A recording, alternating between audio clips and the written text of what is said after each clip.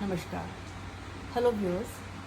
I am Dr. Deeptimala Agrawal, Chief of Critical Care Services at Shantived Institute of Medical Sciences, Agra.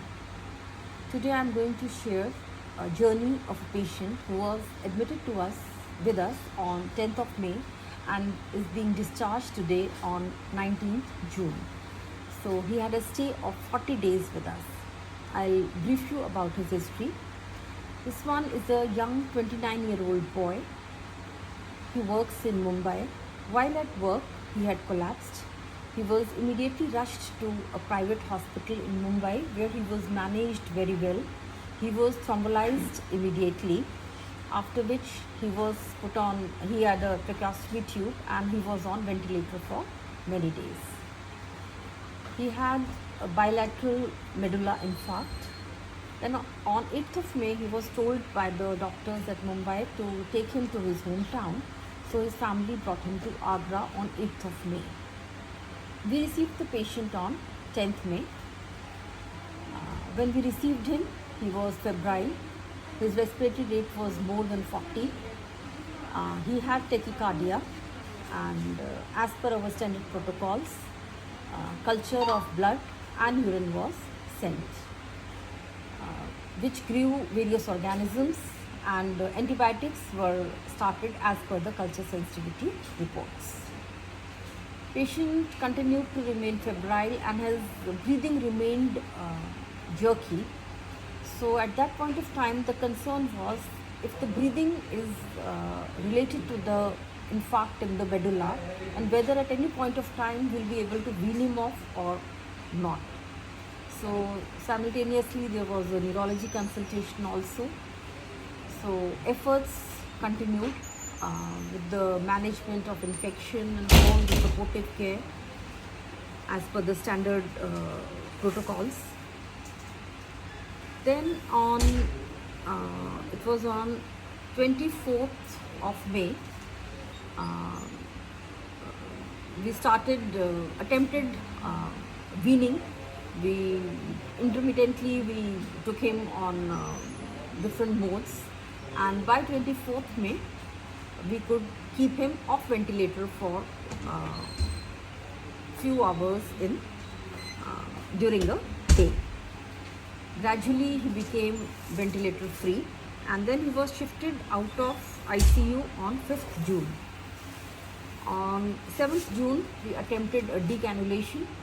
He seemed to be doing well on 8th, but on 9th morning when I saw him, his breathing pattern was not good and there were secretions. So in the fear of that the secretions might cause infection in the chest, I reinserted the tracheostomy tube for the suctioning purpose and so that the chest remains fine.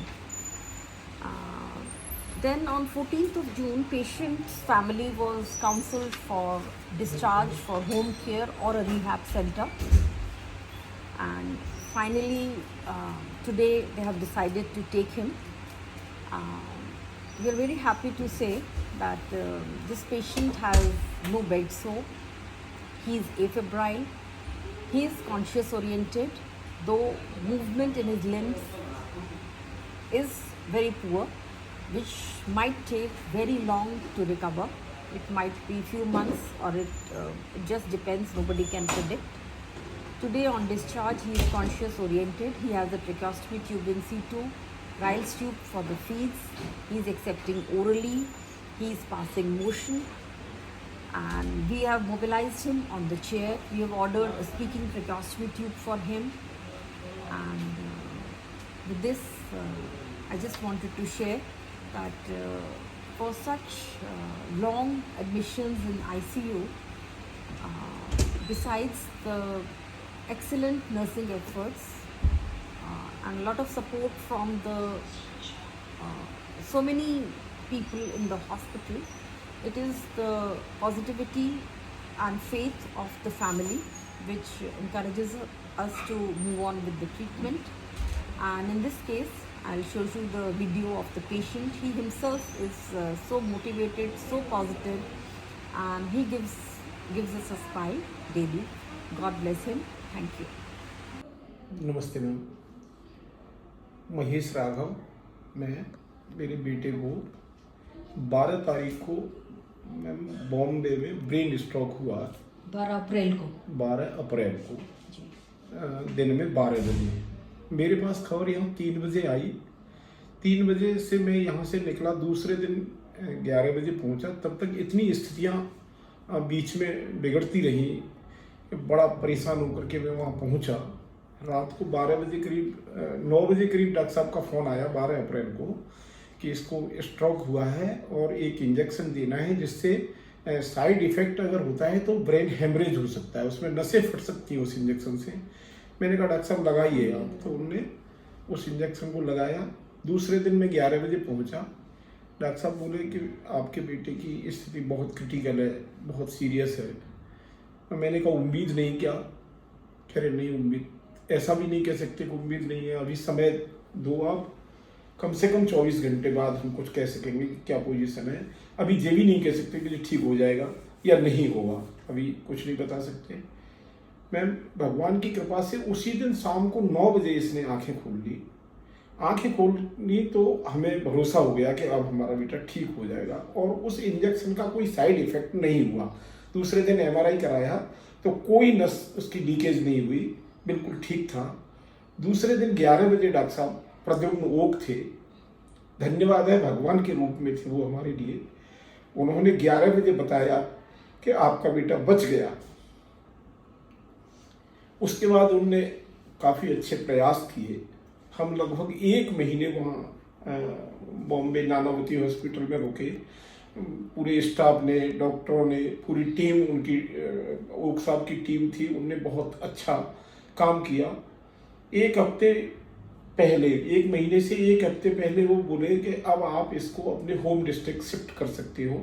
क्यों, कब तक रहेगा ventilator पे हम कह नहीं सकते, इसलिए इसको निकालने के लिए अब यहाँ ऐसी कोई दवाई नहीं है जो खुद अपने आप वो करेगा।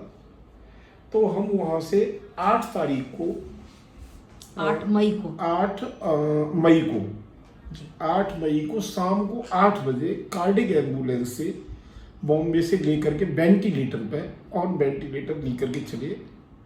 रास्ते में हमें बॉम्बे क्रॉस करने में लगभग 4 घंटे हो गए। इसको बड़ी परेशानी होने लगी, ब्रीथिंग इसकी 84 तक पहुंच जाती थी, बहुत तेज तेज सांसें लेता था। पूरे दिन हमने भाग दौड़ की। फिर हम शांति वेद में शाम को मेरी बेटी और बेटा आकर के यहाँ बात करके गए। यहाँ का इतना अच्छा हमें वो मिला, जैसे गाड़ी वाले थे जो यहीं की वो एम्बुलेंस गई लेने, एम्बुलेंस वालों ने बेटे को गाड़ी में चढ़ा करके हमको बैठने का समय नहीं दिया। बोले बहुत सीरियस है आपका पेशेंट, यहाँ ला करके इमरजेंसी में हम जब तक आए तब तक उन्होंने पूरा इंजेक्शन वेंटिलेटर सब कुछ एकदम ओके कर दिया था। बाद में हमने यहाँ डिपोजिट कराई मेडिकल के पर्चे, तब तक तो बेटे को उन्होंने यहाँ इमरजेंसी वालों ने इतना अच्छा किया था कि हमें यहाँ आकर के फिर इतना रेस्पॉन्स मिला कि जैसे हॉस्पिटल से हम निकल के आए थे ऐसा हॉस्पिटल हमें यहाँ मिल गया। तो हमें मैडम का, दीप्तिमाला अग्रवाल डॉक्टर का और स्टाफ का इतना बढ़िया सपोर्ट मिला यहाँ उस दिन से कि हमें शिकायत करने का कभी, पूरे स्टाफ ने जो अटेंडेंट हैं वो भी इतने अच्छे काम किए हमारे साथ, बहुत अच्छा। और हम आज तक इतना बढ़िया रेस्पॉन्स महसूस कर रहे हैं।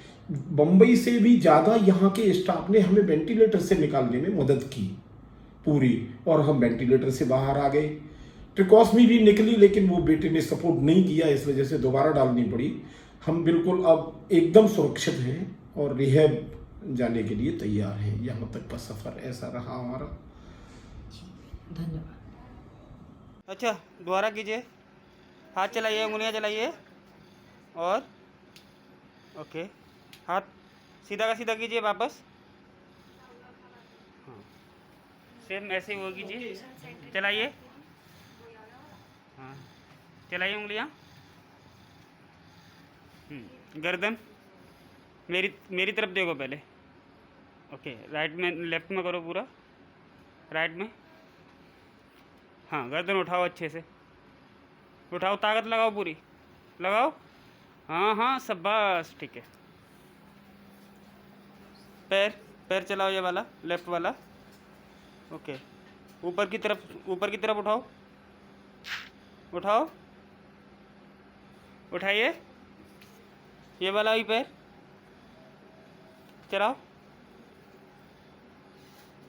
उठाइए पैर, उठाइए, ऐसे ऐसे ऐसे उठाना है, ठीक है। उठाओ ये, सेम ऐसे ही इसको उठाइए ऐसे। हाँ उठाइए, दोबारा उठाइए, ठीक है। ये हाथ उठाओ, उठाओ,